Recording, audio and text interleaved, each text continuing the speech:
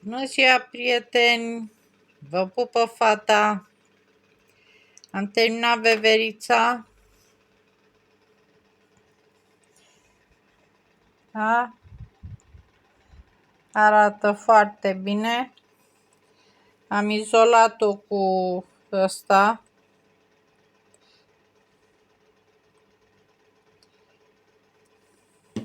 Și foarte folositor. Nu și-a pierdut din luciu. Are burețel și pur și simplu dai așa cu burețelul și se scurge lichidul dinăuntru.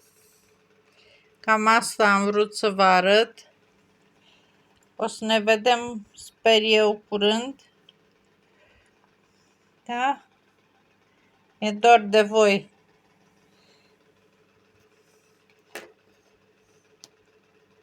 V-am pupat. Pa, pa!